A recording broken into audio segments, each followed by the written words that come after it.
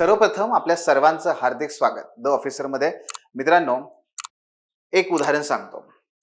गावाकडे एक मुलगा होता आणि त्याला ना चॅम्पियन व्हायचं होतं, म्हणजे कुस्तीमध्ये मस्तपैकी चॅम्पियन बनायचं होतं.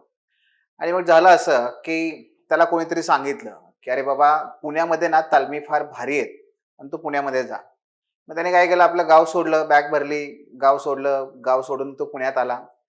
तालमीमध्ये एक तालीम जॉईन केली. इथं बऱ्याच तालमी आहेत पुण्यामध्ये, ठीक आहे. त्यातली एक तालीम त्यांनी जॉईन केली. तुम्ही पत्र्या तालीम किंवा ते लोखंडी तालीम ऐकलं असेल नाव. सो एक तालीम त्याने जॉईन केली. जॉईन केल्यानंतर मग राहायचं कुठे, तर एक रूम बघितली आणि त्यानंतर त्याचा नित्यक्रम सुरू झाला. पण त्या नित्यक्रमामध्ये अर्ध्यापेक्षा जास्त वेळ ते मेसला जाणं, मेसवरून जेवण करणं, की नाही मेसचं आवडेना मग घरी बनवणं, मग त्यासाठी भाजीपाला घेऊन येणं, मग ह्या सगळ्या गोष्टी, मग कपडे धुणं, हे ते. त्यात पुन्हा रूममेट्स जे आहेत ते वेगळ्याच क्षेत्रातले, हा तेवढा पैलवानकी करतोय. त्या रूममेट्सचा काही ते सकाळी 9 वाजले तरी उठेनात. ते त्यांना काही माहितीच नाही, म्हणजे की पहाट काय असते हा प्रकारच त्यांना माहित नाही. बरं, त्याचा नाही म्हणलं तरी आपल्याकडे म्हण आहे नाही का, ढवळ्या शेजारी पोवळ्या बांधला, वाण नाही पण ते गुण लागला, असं ते म्हणतात बघा. तर तसा प्रकार व्हायला लागला. म्हणजे अर्ध्या अधिक वेळ जो आहे तो बाकीच्या गोष्टी, काही स्वयंपाक बनव, कपडे धु, हे कर ते कर. काही उरला सुरला वेळ जो आहे तो ह्या पोरांच्या प्रभावातून काय होतोय, जे स्वप्न होतं तालमीत जाऊन दंड बैठका मारणं, ते राहिलं बाजूला, दुसऱ्याच गोष्टी जास्त सुचायला लागल्या. या सगळ्या प्रकारामध्ये इथली हवा पुण्यातली ज्याला जी आहे ती काही मानवेना. शेवटी काय बघा, कुस्तीगीर व्हायचं आहे तर मातीत खेळलं पाहिजे. त्यासाठी हवा काही महत्वाची नसते, बरोबर ना. त्यासाठी काय पाहिजे, माती पाहिजे. माती कुठे आहे, गावाकडे आहे. फक्त गावाकडे गरज कशाची होती, योग्य मार्गदर्शकाची. ती शोधली असती ना तर कदाचित तो महाराष्ट्र केसरी केव्हाच झाला असता. ही सत्य घटना आहे, नाव नको सांगायला. मी नक्कीच पुन्हा कधीतरी आपण पर्सनली बोलूयात. मित्रांनो, मला सांगायचं काय, आपल्या हे आजच्या सत्राचं जे मुख्य हेडिंग आहे किंवा टायटल आहे ते म्हणजे की आपल्याला आगामी 26 ची परीक्षा असेल किंवा 27 ची परीक्षा असेल, तर त्याची एक ब्ल्यूप्रिंट आपल्याला डिस्कस करायची आहे. आणि त्याचाही अत्यंत महत्वाचा कोर मुद्दा हा आहे की गावाकडे राहून किंवा आपण ज्या काही छोट्या छोट्या शहरामध्ये राहतोय त्या शहरात राहून, म्हणजे पुण्याच्या बाहेर, तर तिथे राहून आपण अभ्यास करू शकतो का, तो करू शकतो तर तो कशा प्रकारे केला पाहिजे, कोणत्या चुका टाळल्या पाहिजेत आणि कोणत्या बाबी आपण केल्या पाहिजेत. तर ह्या सगळ्या बाबी आपल्याला पाहायच्या आहेत. निश्चितपणे या सत्राच्या शेवटी मी तुम्हाला अगदी आत्मविश्वासाने सांगू शकतो की तुम्हाला तुमची ब्ल्यूप्रिंट सापडेल आणि पुढे काय करायचंय हे निश्चितपणे कळेल. आणि मी कुठेतरी गावी राहून किंवा माझ्या छोट्या मोठ्या शहरात राहून अभ्यास करतोय हा न्यूनगंड तुमचा दूर झालेला असेल, एवढी गॅरंटी आहे. फक्त शेवटपर्यंत राहा, ठीक आहे. बघा, मग आपण सुरुवात करूयात आपल्या ह्या मुद्द्याला की आपली जी ब्ल्यूप्रिंट आहे ती काय आहे आणि कशा पद्धतीची आहे. याच्यामध्ये काही मुद्दे आहेत. यातला जो पहिला मुद्दा आहे तो म्हणजे हा की लढाई पुण्यात नाहीये, ती टेबलावर आहे. आता आजकाल काय झालंय, एमपीएससी असो युपीएससी असो, मुलांना अभ्यासाबरोबरच पोस्ट वाढवून द्या, जाहिरात काढली तर त्या ठिकाणी वय वाढवण्यासाठी आम्हाला आंदोलन करावं लागतंय. रिझल्ट आला तरी सुद्धा पुन्हा आम्हाला तिथे काय ते ट्रेनिंगला लवकर पाठवा, आमच्या अपॉइंटमेंट लवकर करा, या प्रत्येकासाठी आम्हाला लढाई द्यावी लागते. हा एक भाग वेगळा आहे आणि तो निश्चितच बदलेल अशी आपण अपेक्षा करूया ह्या नवीन वर्षामध्ये. पण तरी सुद्धा एक जर आपण बघितलं तर आपली लढाई जी आहे ना ती पुण्यात नाहीये, ती सोलापुरात नाहीये, ती कराडमध्ये नाहीये, ती गडचिरोलीला नाहीये किंवा ती नागपूरमध्ये नाहीये. आपली अभ्यासाची खरी लढाई जी आहे ती आपल्या टेबलावरती आहे. त्यामुळे तुम्ही कुठून अभ्यास करताय इट डझंट मॅटर.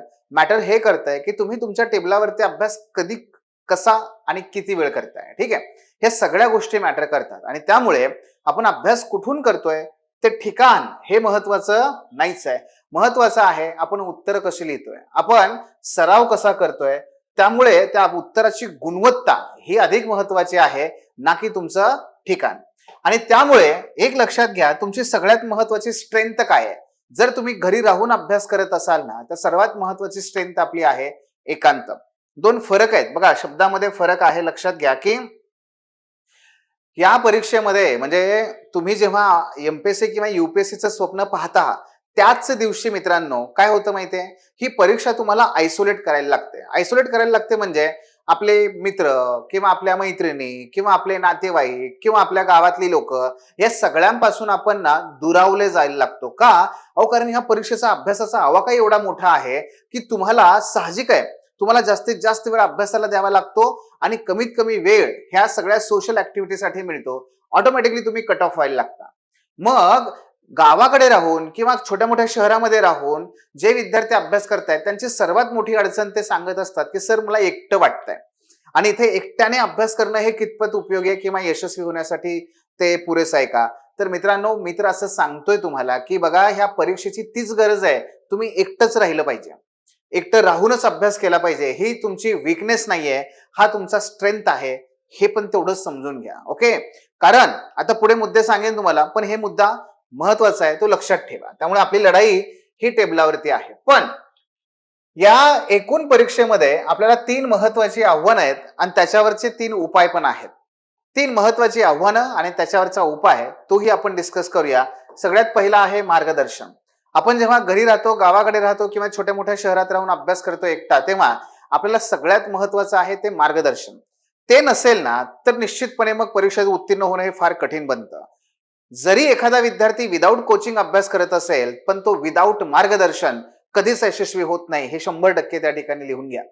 आणि म्हणून आपल्याला द्रोणाचार्य पाहिजे. आता आपल्याला माहितीये की द्रोणाचार्य हे का उदाहरण मी सांगतोय तुम्हाला, कारण असे पांडव होते की ज्यांना द्रोणाचार्य भेटले, द्रोणाचार्यांचा त्यांनी लाभ घेतला आणि ते माहितीये पुढे महाभारत इतिहास आपल्याला.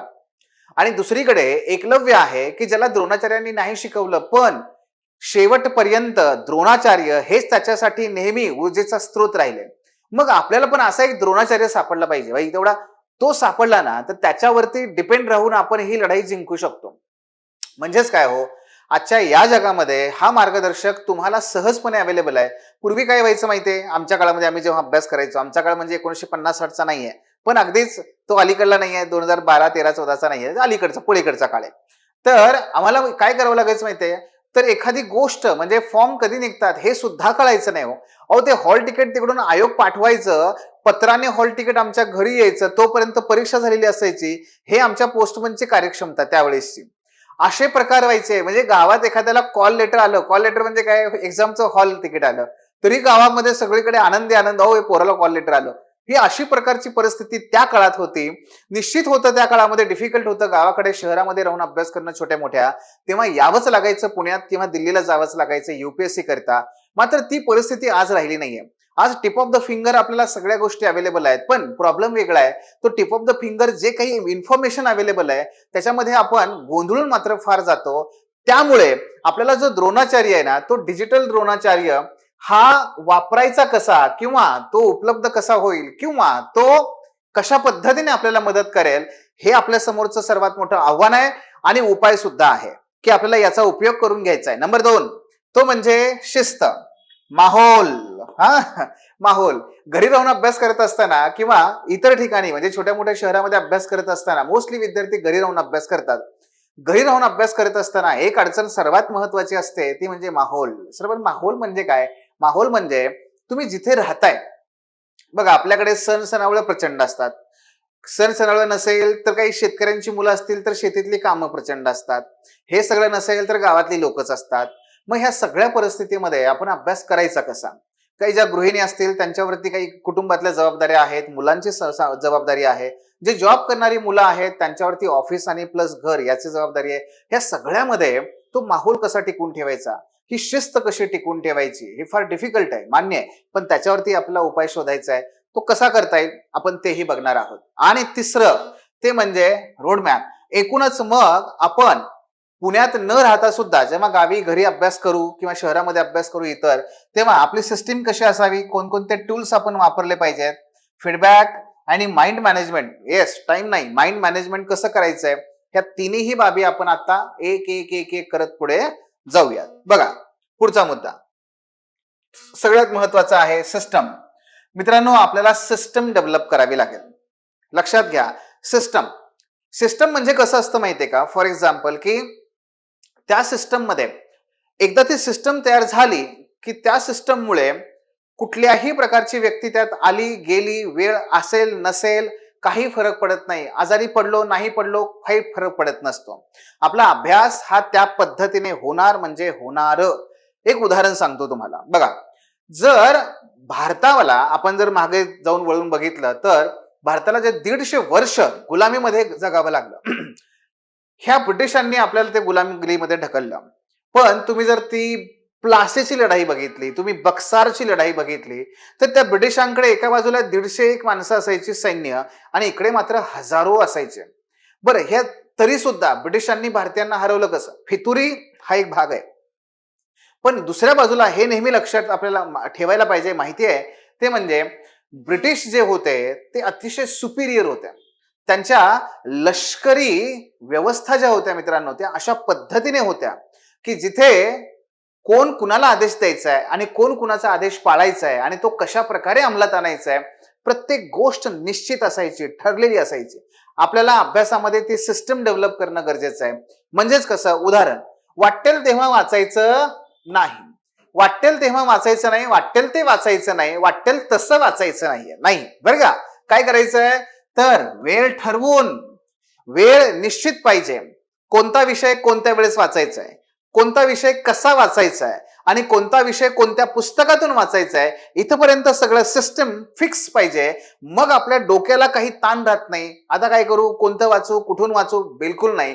फक्त त्याच्यासमोर एक आणि एकच काम राहतं, मी एक्झिक्यूट कसं करू, आता मी हे कसं करू किंवा मी हे करत राहणं आणि मला ते संपवणं टार्गेट, एवढं त्याच्यासमोर एक काम राहतं. त्यामुळे सिस्टम डेव्हलप केल्या पाहिजेत, म्हणजे प्लॅन फिक्स केले पाहिजेत, कधी कोणतं कोणतं सगळ्या गोष्टी निश्चित असायला पाहिजेत. जसं की बघा, नंबर 1 ठरलेली जागा.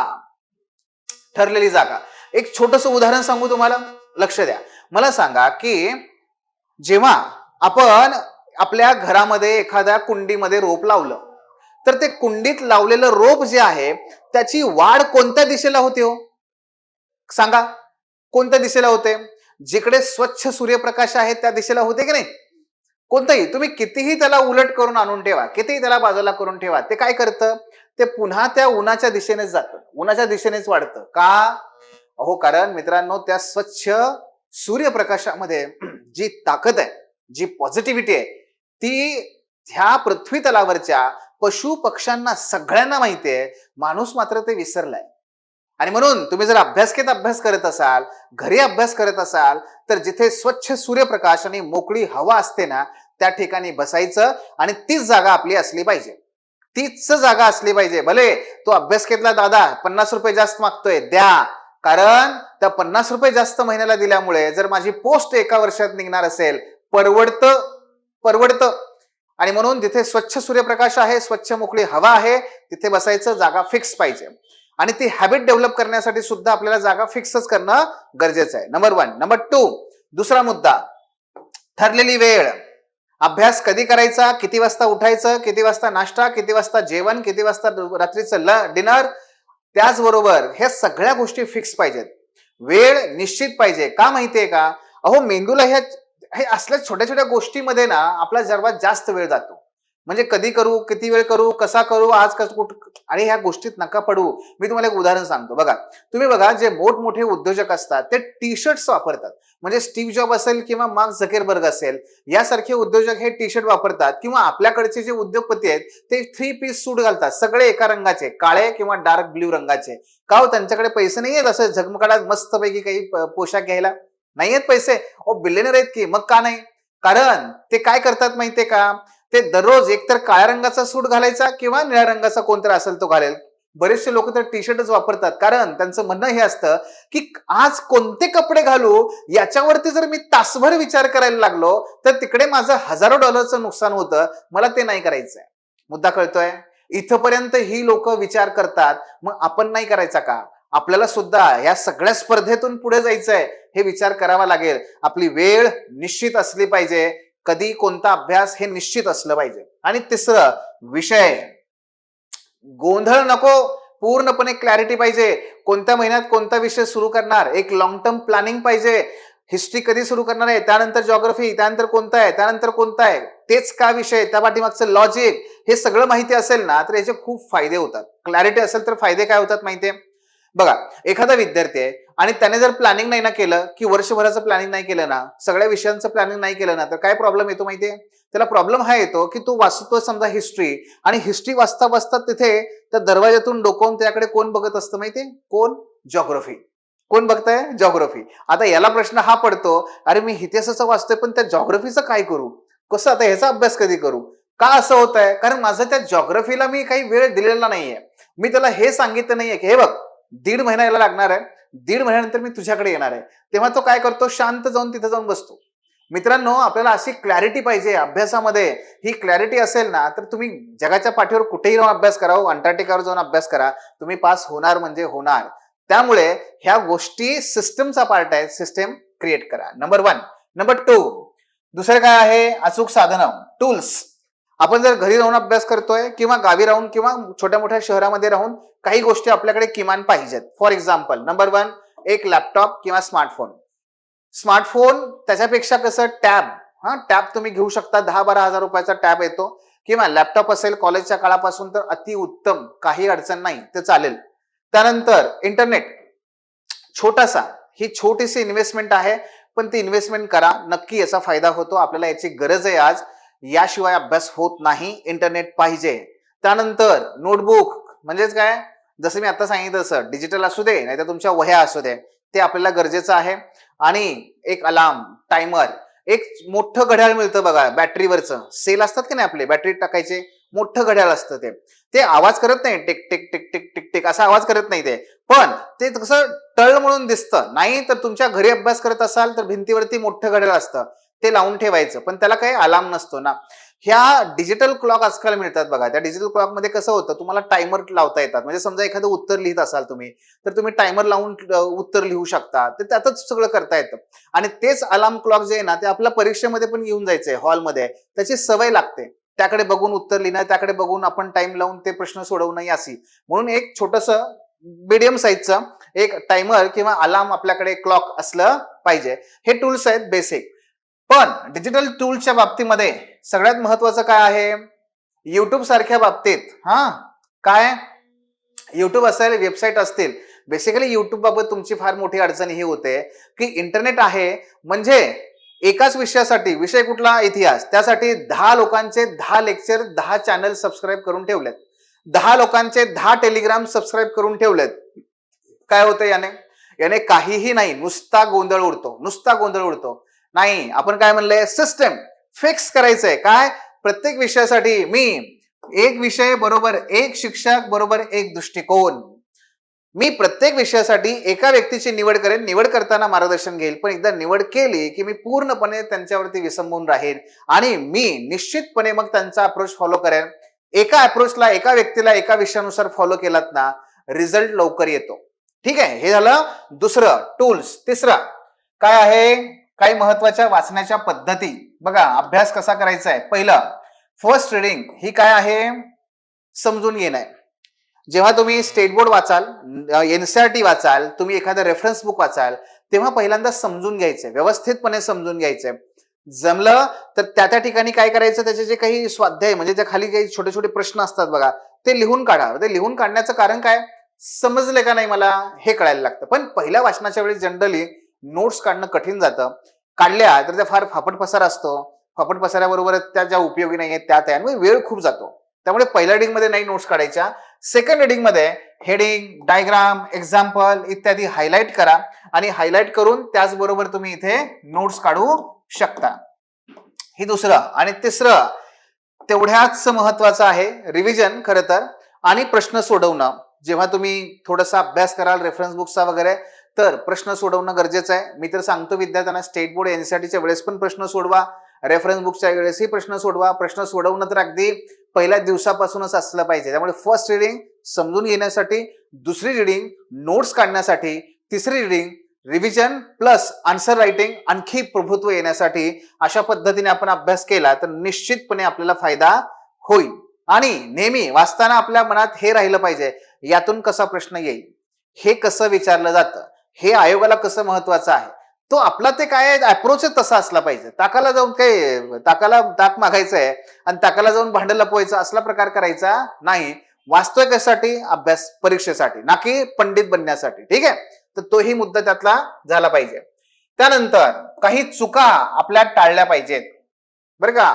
काही चुका टाळल्या पाहिजे, नाहीतर 1 वर्ष, एक चूक बरोबर 1 वर्ष घालायचं का 5 वर्ष नाही ना. मग पहिली, सतत प्लॅन बदलणे. एकदा सिस्टीम ठरली ना, काय वाचायचंय, कसं वाचायचंय, कुठून वाचायचंय, कधी वाचायचंय, कुठली पुस्तकं, कोणता शिक्षक ठरलं की ठरलं, मग पुन्हा त्याच्यामध्ये कुठलाही बदल करायचा नाही.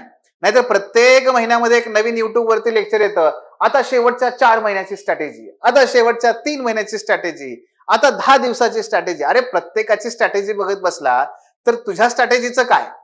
तू प्रत्येकानुसार जर प्लॅन बदलत बसलास ना, तर काय बघ, हे लक्षात घ्या. असं का होतं माहितीये?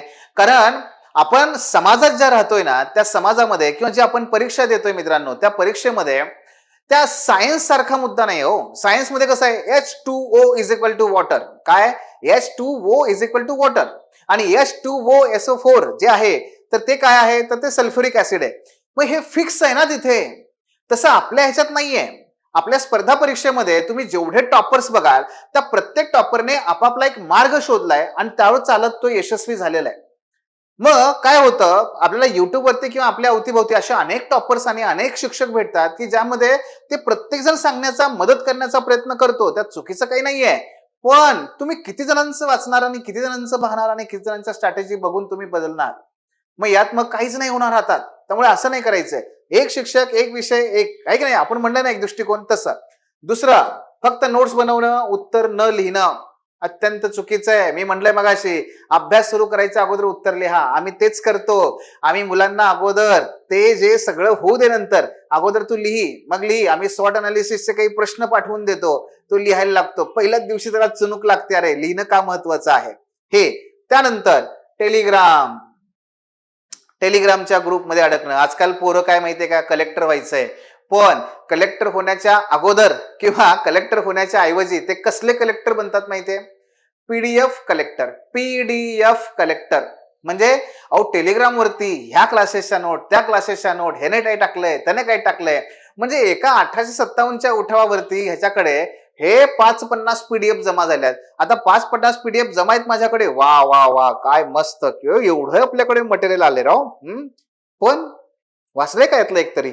नाही ना. मग नाही, पण दिसायला बाहेर दिसतंय ना सर, बघा सगळी स्क्रीन भरली आहे माझी पीडीएफने. वा वा वा. अरे पण त्याचा उपयोग काय आहे? काही त्याचा उपयोग? ते सगळं तुझ्या लॅपटॉपमध्ये, डोक्यात काय आहे भोगा? काही नाही. टेलिग्राम वरती नुसते आपण पीडीएफ कलेक्टर बनतोय, पण आपल्याला खरा कलेक्टर बनायचंय तर पीडीएफ कलेक्टर नका बनू. बघा, कॉन्टेंटच्या मागे नका धावू एवढ्या. आपल्याला गरज काय आहे? एक टॉपिक आहे, परीक्षेची काय गरज आहे, तेवढ्यानुसार आपल्याकडे त्या नोट्स असाव्यात. बस, त्याच्या पलीकडे काही नाही. मित्रांनो, लिहायचं फक्त 150 शब्दात, 200 शब्दात आहे हो. उगच्या उग पीडीएफ कलेक्ट करत बसू नका. काही उपयोग होत नाही या सगळ्या गोष्टींचा, बरे का. माइंदळ, ते शब्द आहे गावाकडचा एक, माइंदळ उगा आपलं गोळा करत बसू नका. एक धड ना भाराभर चिंध्या, कशावरच कमांड नाही, बिलकुल नाही. पीडीएफ कलेक्टर नाही. कसला कलेक्टर बनायचं आहे? डिस्ट्रिक्ट कलेक्टर बनायचंय. करे ना. पुढचा मुद्दा, आज मूड नाही. हा, मूड नाही, हे असले प्रकार पण आपल्याला चालत नाही. मूड नाही, अहो अभ्यास करायचा आहे, अधिकारी व्हायचं आहे, तर मूड नाही म्हणून चालत नाही ना. हा, आज मला दुखतंय, आज मला वाईटच वाटतंय, मला तसंच वाटतंय, नाही, संपलं. हे या गोष्टीत अडकून पडायचं नाहीये. आपल्याला काय करायचंय? आपल्या मनस्थितीच्या पलीकडे जाऊन आपल्याला तिथे काम करायचंय आणि यश मिळवायचं आहे, नाही का. मूड स्विंग होतात, सगळं मान्य आहे. सुरुवातीला वेळ लागतो, पण याच्यावरचा उपाय काय असतो माहितीये? सगळ्यात बेस्ट उपाय असतो अकाउंटेबिलिटी. आपली अकाउंटेबिलिटी असली पाहिजे कोणातरी शिक्षकाप्रती, मेंटॉर प्रती आपली अकाउंटेबिलिटी असली पाहिजे. आपल्या मेंटॉरशिपच्या बॅचेसमध्ये, आपल्या ह्या संपूर्ण बॅचेसमध्ये मेंटॉर हा आपला केंद्रस्थानी आहे. आणि त्यामुळे विद्यार्थी हे अकाउंटेबल असतात त्या मेंटर्सना. जेणेकरून काय होतं की नाही, एवढं सरांनी सांगितलं तर मला हे 7 दिवसात करावं लागेल. भले आज मला काही नाही मूड, तरी पण मला करावं लागेल, कारण मास्तरनं सांगितलेलं आहे, मला करायचंच आहे. त्यामुळे तुम्ही गावी राहिला, तुम्ही कुठेही राहिला तरी काही फरक पडत नाही. टार्गेटेड अभ्यास त्या ठिकाणी करता येतो. हा त्यातला महत्वाचा मुद्दा आहे. आणि त्यामुळे आयोग तुमचा मूड नाही तर डिसिप्लिन पाहत असतो. आणखी एक महत्वाची टेस्ट सिरीज आहेत बघा. शेवटी काय आहे की गावाकडे राहिलो काय आणि पुण्यात राहिलो काय आणि दिल्लीत राहिलो काय, फरक कुठे पडतो? हा, तो म्हणजे गावाकडच्या मुलांना किंवा छोट्या मोठ्या शहरात असणाऱ्या मुलांना टेस्ट सिरीजच्या बाबतीमध्ये थोड्याशा अडचणी येतात, पण यासाठी आता वेगवेगळ्या पद्धती आलेल्या आहेत. आम्ही सुद्धा त्या पद्धती वापरत असतो. ठीक आहे. आता बऱ्याचशा टेक्नॉलॉजी आले मित्रांनो, त्यातून आपल्याला ते करता येतं. पण टेस्ट सिरीज लावणं, टेस्ट सिरीज देणं हे अत्यंत महत्वाचं आहे. कारण शेवटी काय आहे, आपल्याला किती येतं यापेक्षा आपण किती लिहू शकतो हे सुद्धा तेवढंच महत्वाचं आहे. आणि त्यामुळे जर 26च्या दृष्टिकोनातून ती मेन्स असेल, प्रिलिम्स असेल, त्यामध्ये डेली आन्सर रायटिंग असेल, त्यातून प्रामाणिक फीडबॅक घेऊन त्यानुसार इम्प्रूव्हमेंट, प्रिलिम्ससाठी sectional test, full length test ह्या देणं हे गरजेचं आहे. आणि शेवटी काय आहे, म्हणून टेस्ट देणं, विश्लेषण करणं हीच आपली खरी तयारी असते. फीडबॅक फार महत्वाचा असतो. टेस्ट म्हणजे काय असतं हे समजून घ्या. टेस्ट म्हणजे आपण टेस्ट करतोय, माझी दिशा बरोबर आहे का, मी जो अभ्यास केलो त्या पद्धतीनेच परीक्षेमध्ये प्रश्न येत आहेत का, मी ज्या पद्धतीने लिहितोय त्याला मार्क्स मिळतात का, मी ज्या पद्धतीने अभ्यास मागच्या आठवड्यामध्ये अभ्यास केला ती रणनीती योग्य होती का, 2 तास 3 तास जे काही बसावे लागतात मला त्या काळामध्ये माझा टेम्परामेंट योग्य राहतोय का. मित्रांनो, हे टेस्ट करायचं असतं. टेस्टमध्ये कधीही मार्क्स महत्वाचे नसतात. टेस्टमध्ये आपल्याला ह्या टेस्ट करायच्या, ह्या इव्हॅल्युएट करायच्या आपल्या गोष्टी, आणि त्यातून आपल्याला पारखून निरखून पुढे जायचं असतं. ठीक आहे. तर हे पण आपण लक्षात ठेवूया. त्याचबरोबर सगळ्यात महत्वाचा निर्णायक घटक काय, मेंटॉरशिप. म्हणजे काय हो, मग अशी म्हटलं तसं शिक्षक बघा, विशेषतः जे पुण्यात नाही आहेत ना विद्यार्थी, या विद्यार्थ्यांसाठी जर सगळ्यात क्रिटिकल काय असेल तर ते म्हणजे मेंटॉरशिप आहे. आजकाल एक प्रकार नवीन आपल्याला पाहायला मिळतो. काय माहितीये, तो म्हणजे ऑनलाईन बॅचेस असतात. आणि ह्या ऑनलाईन बॅचेस मध्ये मित्रांनो, एका ऑनलाईन बॅच मध्ये पुढे बसलेले जे विद्यार्थी आहेत ना, हजारो विद्यार्थी असतात. आणि या हजारो विद्यार्थ्यांना ते ऍडमिशन देतात. त्याच्यामुळे त्यांच्या फीस सुद्धा कशा असतात, कुठेतरी 3,000, 2,000, 2,500 अशा प्रकारे ते फीस देतात. काय याचं कारण काय आहे, कारण शिकवणाऱ्या शिक्षकाला त्या 1000 पोरांची उत्तर द्यायची नाहीयेत ना, तो फक्त शिकवतो. म्हणजे जसं की बघा, आपण घरी बसून जसं टेलिव्हिजन वरती मालिका बघतो ना, त्या मालिकेमधल्या बाईला असं का होतंय असं कोण विचारलं तर तिला उत्तर द्यायचं नाहीये. म्हणून काय, ब्रॉडकास्ट मॅच चालू आहे कुठे, ग्राउंडवर, आणि ते ब्रॉडकास्ट केलंय जगभरामध्ये. अशा प्रकारच्या आजकाल ह्या ऑनलाईन बॅचेस असतात. याच्यामध्ये आपला काहीही फायदा होत नाही जर माझं इंटरॅक्शनच नसेल शिक्षकांशी. मला काय फायदा. मग ते म्हणतात नाही आमचे मेंटर आहेत. त्यांचे मेंटर कोण असतात माहितीये, 1 अटेम्प्ट 2 अटेम्प्ट दिलेली मुलं हे तुमचं त्या ठिकाणी प्रश्न निरसन करणार आहेत. अहो, ज्यांना अजून माहित नाहीये, जे स्वतःच तिथे यशस्वी झाले नाहीत किंवा स्वतः त्यांना अजून या परिस्थितीला अनुभव नाहीये, ते तुमचं काय त्या ठिकाणी निरसन करणार आहेत. म्हणून बिलकुल अशा अडचणीमध्ये किंवा ट्रॅपमध्ये अडकायचं नाहीये. आपल्याला सगळ्यात महत्वाचं काय आहे, तर पर्सनली आपल्याला गाईड करणारे शिक्षक पाहिजेत. माझ्या समस्या ह्या युनिक आहेत आणि सर ह्या युनिक समस्येनुसार मला तुम्ही सांगा, हे मला हक्काने सांगता आलं पाहिजे. मेंटॉरशिप त्यासाठी अत्यंत महत्वाचं असतात. मेंटर्स महत्वाचे असतात. आणि मेंटर्स हे कोण असतात, काय वाचावं यापेक्षा काय वाचू नकोस, काय करतोयस यापेक्षा काय करू नये, लक्षात घ्या. कारण कसं होतं, तो अनुभव आहे ना रे त्यांच्याकडे, त्या अनुभवामुळे तो तुमचे काय करतात, वेळ वाचवतात, श्रम वाचवतात, पैसे वाचवतात. का, कारण दिशा दाखवतात. हे लक्षात घ्या की फक्त अभ्यास करणं उपयोगाचं नाहीये, तर अभ्यास एका व्यवस्थित दिशेने अभ्यास करणं फार महत्वाचं आहे. तर आणि तरच आपल्याला जिथे जायचंय आपण तिथे पोहोचू शकू. आणि म्हणून काय वाचावं यापेक्षा काय वाचू नको, तुमच्या उत्तरामध्ये नक्की काय प्रॉब्लेम आहेत, तुम्हाला योग्य वेळी सपोर्ट करणं, हे सगळं महत्वाचं ठरतं मेंटर्स. आणि म्हणून बघा, जसं अर्जुनाला महाभारतामध्ये त्या त्या पूर्णपणे जो गलित गात्र झालेला हा अर्जुन होता, शस्त्र खाली टाकून दिली होती, त्यांना मेंटर्स भेटले, ते म्हणजे श्रीकृष्ण. जे चंद्रगुप्त होते, चंद्रगुप्त मौर्य यांना जे काही एक साधा युवक सैनिक असणारा तो सम्राट बनतो, कुणामुळे, चाणक्यामुळे. ते अगदी अलीकडच्या काळामध्ये गांधीजी हे भारतामध्ये एक महत्वाचे नेते म्हणून उभे राहतात. का, कारण त्यांना मेंटर भेटतात, ते म्हणजे रामकृष्ण गोपाळ गोखले. मित्रांनो, अशा पद्धतीने मेंटर्स प्रत्येकाला गरजेचा असतो. आणि हा आपल्या स्पर्धा परीक्षेमध्ये तर खूप गरजेचा आहे. आणि विशेष करून जे विद्यार्थी पुण्याच्या बाहेर राहत आहेत त्यांना तर तो फार महत्वाचा आहे. पुण्यातल्या विद्यार्थ्यांना काय, इकडे तिकडे कुठे जाऊन ते भेटू शकतात, भेटत नाहीत. म्हणजे पुण्यामध्ये सुद्धा एवढे राहणारी पोरं आहेत ना, आम्ही ओरडून बसतो, अरे या भेटा नाही.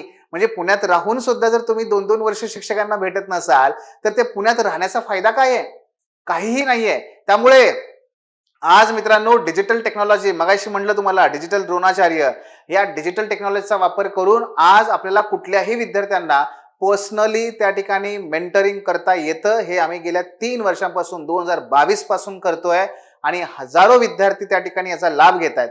हे शक्य आहे हे तंत्रज्ञानामुळे, आणि त्यामुळे आज आपण कुठून अभ्यास करतोय डझंट मॅटर, अभ्यास कसा करतोय हे फार मॅटर करतं. ठीक आहे, तर ह्या गोष्टी तिथे महत्वाच्या आहेत. आणखी एक मुद्दा असतो विद्यार्थ्यांचा, एकाग्रता आणि ग्रुप, समूह अभ्यास. एकाग्रता कशी टिकवायची, नाही का? एकाग्रता टिकवण्यासाठी काय पाहिजे? मेंटर. आपल्याकडे मेंटर पाहिजे. मेंटर सोबत आपली आठवड्याची एक चर्चा झाली पाहिजे, डिस्कशन झालं पाहिजे. हे एवढं एवढं केलेलं आहे, त्याचं मूल्यमापन, आता पुढच्या आठवड्याचे टार्गेट्स, त्या पद्धतीने. सो वीकली त्या ठिकाणी मेंटरिंग झालं ना की ऑटोमॅटिक आपल्याला कधीच एकटं वाटत नाही आणि छानपैकी आपले डेली टार्गेट सेट झाले की एकाग्रता 100% वाढते. ठीक आहे. त्यानंतर वीकली, मंथली आणि लिहिणं या माध्यमातून काय होतं, गोष्टी पुढे सरकतात. मित्रांनो, काय होतं माहितीये का, आपल्याला आपला प्रोग्रेस दिसला की आपोआप आपला एकटेपणा निघून जातो आणि प्रोग्रेस दिसला, कॉन्फिडन्स वाढतो, आणि कॉन्फिडन्स वाढला रे वाढला, आपली अर्धी लढाई आपण जिंकलेली असते. हा पहिला मुद्दा. दुसरा तो म्हणजे ग्रुप स्टडी गरजेचा आहे का? तो तेवढा गरजेचा नाहीये. प्राथमिक अवस्थेमध्ये तर तो बिलकुलच गरजेचा नाहीये, हे लक्षात घ्या. प्राथमिक अवस्था तर गरजेचाच नाहीये. त्यामुळे काय बघा, जर तुम्हाला सहज शक्य असेल, तुमचे काही मित्र, आता जसं आपल्या इथे आपण काय करतो, 25 विद्यार्थी आपले असतात प्रत्येक बॅच मध्ये. त्यामध्ये आपण काय करतो, मुलांचे गट तयार करतो आणि त्यांना एकमेकांना अकाउंटेबिलिटी पियर किंवा अकाउंटेबिलिटी पार्टनर म्हणून त्या ठिकाणी देतो. त्यामुळे होतं काय, दोघं विद्यार्थी असतात, हे एकमेकांना काय करतात, रात्री 5-10 मिनिटं कॉल करतात आणि सांगतात एकमेकांना की आज मी अभ्यास काय केला, उद्या तू अभ्यास काय केला, किंवा आज माझा झालाच नाही. म्हणजे अगदी शिक्षकांना नाही, पण आपल्या आपल्या मित्रामित्रामध्ये तरी आपण हे केलं तरी सुद्धा याचा फायदा होतो. कळतं ना, अरे ह्याचं झालं, माझं राहिलं की राव, लगेच आपण काय होतोय, पुढे जातोय. मी तुम्हाला माझा वैयक्तिक अनुभव सांगतो. ते म्हणजे आतापर्यंत मी जेवढ्या विद्यार्थ्यांना शिकवलंय आणि माझ्यासोबत आम्ही जेव्हा अभ्यास करायचो, एक गोष्ट आम्ही ऑब्झर्व केली माहितीये, एका रूम मध्ये जर 2-3 मित्र असतील की नाही, तर पास झाले तर ते सगळेच्या सगळे होतात, नाही पास झाले ना तर एक पण होत नाही. हा जो काही प्रकार आहे तो काय माहितीये का, शेवटी तो पियर म्हणजे तुमचे मित्र, तुमचे पार्टनर कोण आहेत आणि ते कशा प्रकारे तुम्हाला चेक अँड बॅलन्स करतायत याच्यावर पण बऱ्याच गोष्टी डिपेंड असतात. त्यामुळे समूह असावा तर ठीक आहे, प्राथमिक अवस्थेत तो गरजेचा नाहीये. एकदा रिव्हिजनच्या स्टेजला पोहोचलात ना की मग तो असावा, पण तो कितीही 1-2 अशा प्रकारे विद्यार्थी त्यामध्ये असू शकतात. चुकीचा ग्रुप मात्र आपण निवडायचा नाहीये आणि त्यामुळे आपल्याला परीक्षा जी आहे ती एकट्यानेच यशस्वी करायची आहे. त्यानंतर वास्तववादी दिनक्रम. बघा, विद्यार्थ्यांचं असं असतं की सर अभ्यास किती वेळ केला पाहिजे. माझं नेहमी म्हणणं असतं, वेळ याच्यापेक्षा टार्गेट ठरव. किती चॅप्टर तुला कव्हर करायचे, किती दिवसामध्ये हिस्ट्री संपवायचं आहे, किती दिवसामध्ये जॉग्राफी संपवायचं आहे, मग त्या दिवसानुसार त्या चॅप्टरला डिवाइड करायचं आहे. वेळ महत्वाचा नसतो. 6 तास, 5 तास, 4 तास, 3 तास, डझंट मॅटर. मॅटर काय करतं, माझा अभ्यास, माझा चॅप्टर, माझी पुस्तकं, माझा विषय किती झाला हे बघा, यानुसार पुढे जायचंय. पण स्लॉट कसे असावे, साधे सोपे, जे पूर्ण वेळ अभ्यास करतायत विद्यार्थी त्यांच्यासाठी सांगतो अगोदर. ते म्हणजे सकाळची वेळ. इथे काय करायचं, कोर सब्जेक्ट घ्यायचं, जे अवघड वाटणारे विषय आहेत, कारण सकाळी आपली ऊर्जा चांगली असते त्यावेळेस घ्या. दुपारच्या वेळेस करंट अफेअर्स किंवा रिव्हिजन यासारखे बोरिंग थोडेसे, कारण झोप आलेली असते हे. आणि संध्याकाळी आन्सर रायटिंग किंवा प्रिलिमची प्रॅक्टिस, एमसीक्यू सोडवणं, आन्सर रायटिंग करणं, हे अशा गोष्टी आपण करू शकतो. सकाळी 4 तासाची बैठक, दुपारी 2 ते 3 तासांची बैठक आणि संध्याकाळी पुन्हा 2 ते 3 तासांची बैठक. झालं, आपल्याला 10 तासाचा अभ्यास आपला झाला. सकाळी 4 तासांची बैठक, दुपारी 2 ते 3 तासांची आणि संध्याकाळी पुन्हा 2 ते 3 तासांची. 3 आणि 3 6 आणि 4 10. बस 10 तासाचा अभ्यास खूप झाला.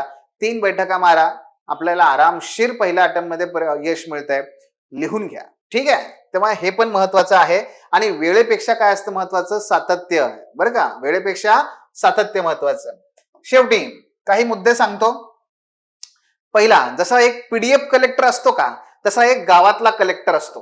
बरं का, जसा एक पीडीएफ कलेक्टर असतो तसा एक गावातला कलेक्टर आहे. म्हणजे काय, परीक्षा आता द्यायची आहे, अजून आता जस्ट सुरुवात केली आहे अभ्यासाला, तोपर्यंत नातेवाईकात, गावात सगळीकडे सांगून मोकळा, काय आपण कलेक्टर होणार. झालं, येता जाता लोक, ओ कलेक्टर इकडे इकडे, अरे कलेक्टर झाली का परीक्षा, अरे कलेक्टर कधी येणार, हो कलेक्टरला बोलवा इकडे. म्हणजे लोक अशा पद्धतीने बोलायला लागतात ना मित्रांनो, हे सगळ्यात वाईट आणि सगळ्यात चुकीचं आहे. कुणालाच सांगायचं नाही, शांततेत क्रांती करायची असते. काय नाहीतर काय होतं माहितीये का, हे अपेक्षांचं ओझं सगळं खांद्यावर येतं आणि एक एक एक वर्ष वाढायला लागलं की मग प्रचंड दडपण येऊन विद्यार्थी मग परीक्षा सोडून देतात. मित्रांनो, हे अपयशाचं मुख्य कारण आहे. गावातला कलेक्टर व्हायचा नाहीये, आपल्याला जिल्ह्यातला कलेक्टर व्हायचंय. पीडीएफ कलेक्टर व्हायचा नाहीये, डिस्ट्रिक्ट कलेक्टर व्हायचंय. नेहमी शब्द लक्षात ठेवा. अनावश्यक सामाजिक जबाबदाऱ्या, लग्न समारंभ, जत्रा आली, या मित्राचं लग्न आलं, मित्राच्या पोराचं काय तिथे बारसं आलं, सगळे प्रकार सोडून द्यायचे. एक वर्ष याला फाटा फोडायचा. हा, असल्या गोष्टीमध्ये पडायचं नाही. आणि यासाठी विशेष करून इंस्टाग्रामवरच्या ह्या सगळ्या लोकांच्या रील्स वगैरे बघत बसायचं नाही. ते महत्वाचं आहे. आणि सगळ्यात महत्वाचं, तुलना. माझा मित्र दिल्लीला गेला, माझा मित्र पुण्याला गेला, माझा मित्र इथं करतोय, त्या क्लासला आहे, माझा मित्र हे, असल्या बिलकुल बाबीत पडायचं नाही. तुलना, आपली तुलना फक्त स्वतःशी असते. काल मी काय केलं, आज मी काय केलं आणि उद्या मी काय केलं पाहिजे. जर ह्या 3 दिवसाचं कंपॅरिझन केलं तर मी वाचले का 3 चॅप्टर, मी गेलोय का पुढे. जर गेलो तर गुड, छान, खा एक चॉकलेट घेऊन. पण जर गेलो नाही, द्या थोबाडीत आपल्या एक धरून. हे केलं पाहिजे. चांगल्या गोष्टीला प्रोत्साहित करायचं आणि जर चुकीच्या गोष्टी होत असतील तर त्या ठिकाणी रागवायचं सुद्धा. आपली तुलना आपल्याशी आहे. मी दररोज कणाकणाने वाढलो पाहिजे, मी दररोज कणाकणाने पुढे गेलो पाहिजे, माझ्या यशाजवळ मी गेलो पाहिजे आणि निश्चितपणे मला यश मिळू शकतं. त्यामुळे 3 गोष्टी करायच्या बघा. तुलना करू नका, हा, कोणाला सांगू नका तुम्ही काय करताय ते. आणि सगळ्यात महत्वाचं म्हणजे काही सोशल ऍक्टिव्हिटी, मग ते ऑनलाईन असू दे आणि ऑफलाईन, हे आता थोडस अवॉइड करायला शिका. हा, बहिष्कार टाका. शेवटी काय बघा, आपलं घर लहान असू शकतं, पण आपली जी सिस्टीम आहे, जे आपण बांधणार आहे, आपण तयार करणार आहे, ती नेहमी मोठी असायला हवी. हा, त्यामुळे घर लहान असू दे, काही फरक पडत नाही. उद्या आपल्याला मोठं घ्यायचंच आहे आणि मोठं बनायचंच आहे. पण त्यासाठी आज आपण निर्णय घेतला पाहिजे मित्रांनो. मी सगळ्यात महत्वाचं एक्सक्युजेस देणं सोडणार. मी आज माझी सिस्टम बनवणार आणि मी दररोज लिहिणार. हे 3 मंत्र आहेत, गुरुमंत्र. लक्षात ठेवा. सिस्टीम बनवा. बनवण्यासाठी मदत लागली तर मेंटॉरशी बोला, मेंटरशी भेटा, बोला आमच्याशी, काही अडचण नाहीये. दुसरं, मी त्या ठिकाणी दररोज लिहिणार आणि सगळ्यात महत्वाचं, मी एक्सक्युजेस सोडणार. ह्या 3 गोष्टी आपल्याला अत्यंत महत्वाच्या आहेत. ह्या आजच नोंदवून ठेवा, लिहा, बरं का. हे केलं पाहिजे. आणि त्यामुळे आपली आजची जी पहिली पायरी आहे, ती पहिली पायरी काय आहे, जानेवारी पासून, जानेवारी जो आता हा आपला 26चा, हा सिस्टीम मंथ आहे. आपल्याला सिस्टीम डेव्हलप करायची आहे. ठीक आहे, सिस्टीम डेव्हलप करायची आहे आणि सिस्टीम डेव्हलप करून आपल्याला त्यानुसार एक्झिक्यूट करायचं आहे. त्यामुळे लक्षात घ्या, प्रत्येक रात्री म्हणजे झोपायला जाण्याच्या अगोदर माझं उद्याचं काय काय करायचं ना, हे जर सेट असेल तर डेफिनेटली मग आपल्याला कुठली अडचण येत नाही. ओके, सो या पद्धतीने आपल्याला जायचंय. त्यामुळे शेवटी बघा, एक वाक्य सांगतो आणि ते म्हणजे, दाखवून देऊया जगाला की गावाकडची पोरं, गावाकडची पतेरं, पतेरा एक ग्रामीण शब्द आहे, फक्त शेतच नाही तर देश सुद्धा चालवायची ताकद ठेवतात. मित्रांनो, तुम्ही गावातले आहात, तुम्ही शहरातले आहात, तुम्ही खेड्यातले आहात, वाड्यावरचे आहात, तुम्ही या जिल्ह्यातले आहात, त्या जिल्ह्यातले आहात, डझंट मॅटर. मॅटर काय करतं माहितीये, तुमची दुर्दम्य इच्छाशक्ती, तुमचं सातत्य, योग्य मार्गदर्शन, त्या वेळेस मिळालेला फीडबॅक, काही आपल्या जवळच्या लोकांचा सपोर्ट. ठीक आहे, ह्या सगळ्या गोष्टी मॅटर करतात. एवढं झालं ना तरी सुद्धा आपल्याला जे हवंय ते आपण मिळवू शकतो. मग ती फक्त राज्यसेवेतली पोस्ट नाही, युपीएससी मधली पोस्ट नाही, तर आयुष्यातली प्रत्येक गोष्ट. आणि त्यामुळे आपल्याला त्या पद्धतीने जाणं फार महत्वाचं आहे. ठीक आहे, याच सगळ्या बाबी ज्या आहेत त्या आम्ही आपल्या या 1 वर्षाच्या बॅच मधून विद्यार्थ्यांच्या संदर्भात करत असतो. या बॅच जे सगळ्यात महत्वाचं वैशिष्ट्य तुम्हाला आता जाणवलं असेल मागच्या 2 सेशन मध्ये आणि आपल्या ह्या आजच्या सेशन मध्ये, की आम्ही जे इतर करतात ना, ती गोष्ट कोणती असते बघा, ती म्हणजे काय, आम्ही सिलेबस संपवला, हा सिलेबस संपला, याच्यावरती आमचा फक्त फोकस नाहीये. आपला सिलेबस तर कव्हर करायचाच आहे, पण सिलेबस पेक्षा हे महत्वाचं आहे काय माहितीये, तुमच्यामध्ये स्किल डेव्हलप होणं. तुम्ही कालचं जर सेशन बघितलं असेल, रिव्हिजन कसं करावं, मित्रांनो, रिव्हिजनच्या एवढ्या डिटेलमध्ये तुम्हाला कोणीच आतापर्यंत सांगितलं नसेल किंवा तुम्हाला कुठे युट्यूबवर एवढ्या डिटेलमध्ये पाहायला पण मिळणार नाही. जेवढ्या सोप्या पद्धतीने मॅडमने तुम्हाला सांगितलं की रिव्हिजन कशा पद्धतीने केली पाहिजे. सो असे जे बेसिक पण अत्यंत महत्वाचे जे स्किल्स आहेत ना, ते स्किल्स आपल्याला ह्या बॅचच्या माध्यमातून आम्ही डेव्हलप करतो. अगदी साधी गोष्ट आहे बघा, भाषा कशी सुधारायची, आपलं लिखाण कसं त्या ठिकाणी सुधारवायचं, आपली व्होकॅब्युलरी कशी वाढवायची, नाही का?